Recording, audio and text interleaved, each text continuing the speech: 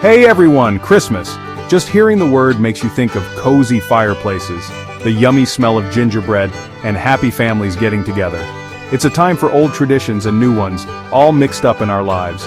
But have you ever stopped, in the middle of all the carols and sparkly lights, and wondered where Christmas came from? The story of Christmas is a journey back in time, a story that started centuries ago. It's a mix of old celebrations and Christian beliefs, fancy medieval parties and cozy Victorian vibes.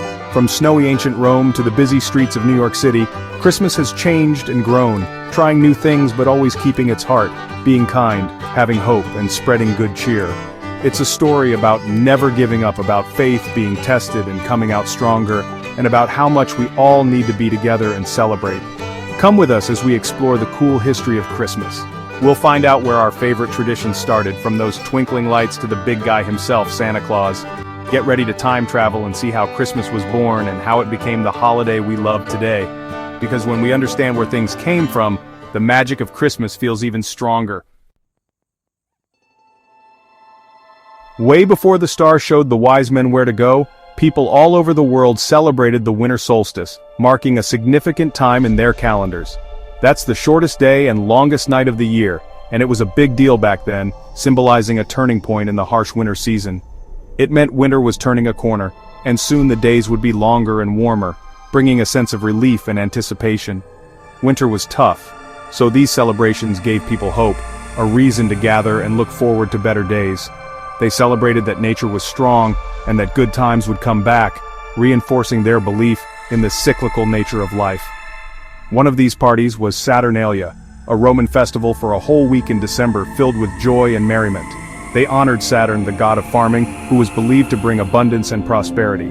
People switched places, masters served their slaves. This role reversal was a unique aspect of Saturnalia. They played games, had huge feasts, and gave each other gifts, creating a festive atmosphere that everyone enjoyed. They decorated with green plants and lit candles to bring back the sun, symbolizing light and life. Up north, people celebrated Yule for 12 days, a time filled with traditions and rituals. They burned a Yule log, a giant log, in their fireplace for warmth and light, a symbol of endurance and hope. It was like the sun slowly coming back, a gradual return of light and warmth to their lives. They had feasts, told stories, and drank special drinks, creating a sense of community and shared joy. Everyone got together to celebrate and honor their gods, reinforcing their cultural and spiritual bonds.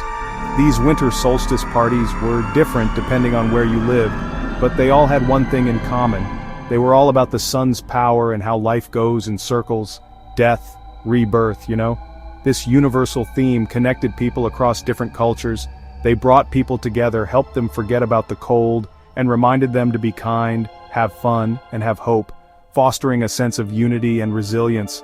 They had no idea that their solstice traditions would become part of Christmas one day and change the world, blending ancient customs with new beliefs to create a lasting legacy. As more people started following Christianity, early Christians wanted to share their beliefs, even though everyone else was celebrating pagan stuff. They saw an opportunity to connect with people by integrating their own traditions with the existing ones. Instead of saying, "Stop that," they got smart and decided to make those celebrations part of Christianity. This way, they could celebrate together and share their message in a more inclusive manner. They gave them new meaning, which was a really good idea because it helped Christianity grow super fast. By reinterpreting these celebrations, they made it easier for people to accept and embrace the new faith.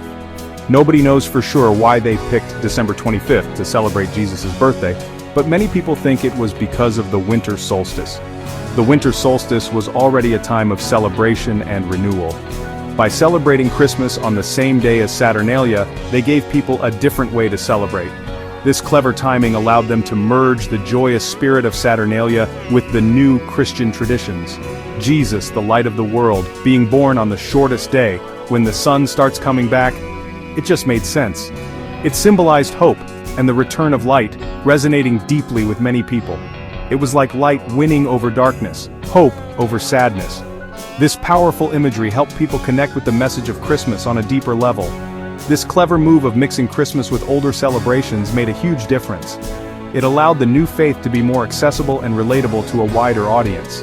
People already loved feasting, giving gifts, and decorating, so it was easy for them to join the party. These familiar activities made the transition smoother and more enjoyable. Christmas's message, love, forgiveness, and a savior being born, spoke to everyone, no matter where they came from or what they believed. It was a universal message that transcended cultural boundaries. Choosing December 25th for Christmas changed everything. It created a unified time for celebration that brought people together. It made Christmas super important for Christians everywhere. The shared date helped solidify the holiday's significance across different regions. It showed how smart and welcoming the early Christians were. They knew how to take something old and make it new and meaningful. This adaptability was key to the spread and acceptance of Christianity. Section 4. Party time, Christmas in the Middle Ages. In the Middle Ages, Christmas became a super big deal, transforming into a grand festival that everyone eagerly anticipated. All over Europe, they celebrated for 12 whole days from Christmas Day to January 6th, marking each day with unique traditions and festivities. They called it the 12 Days of Christmas, a period filled with joy, merriment, and communal activities. It was a time to get together, share with each other, and remember what their faith was all about, fostering a sense of unity and togetherness. Food was a huge part of the party, with tables laden with an array of delicious dishes. They had fancy meals with roasted meats, yummy winter foods, and special drinks, making the feasts truly memorable. The biggest thing at the table was a roasted boar's head. It meant you were welcoming and had plenty of food, symbolizing abundance and hospitality. They also ate mince pies, those little pies with lots of stuff inside, because it reminded them of the gifts the wise men brought. Music was everywhere too, adding to the festive atmosphere. Carolers went from house to house singing happy songs, spreading joy and cheer throughout the community. Those early carols told the Christmas story, reminded people to be kind, and made those cold nights more cheerful, creating a warm and inviting atmosphere. We still sing carols today because music brings people together, right? It's a tradition that has stood the test of time. And guess who started showing up at Christmas parties? Father Christmas. He became a beloved figure during the celebrations. He was a jolly guy with a beard, wearing green and a crown of holly, embodying the spirit of the season. He was like the spirit of Christmas. He made sure everyone was having fun and reminded them to share with each other, spreading joy and goodwill. Section 5. Shh, no Christmas. The Puritans and Christmas's comeback. So Christmas was a big hit, with its mix of old and new traditions. But then, in the 1600s, the Puritans came along and weren't too happy about it. They were really strict and thought all the Christmas partying was making people forget what Christmas was really about. They wanted a simple Christmas with lots of praying and no fun. Can you believe it? In 1647, they made a law to cancel Christmas. No more parties, no more carols, no more decorations, nothing. They thought it was all too much. But guess what? People loved Christmas too much to let it go. Even though it was against the rules, they celebrated secretly in their homes. Christmas was more than just a law, it was in their hearts. When the king came back to power in 1660, Christmas came back too. Everyone was so happy.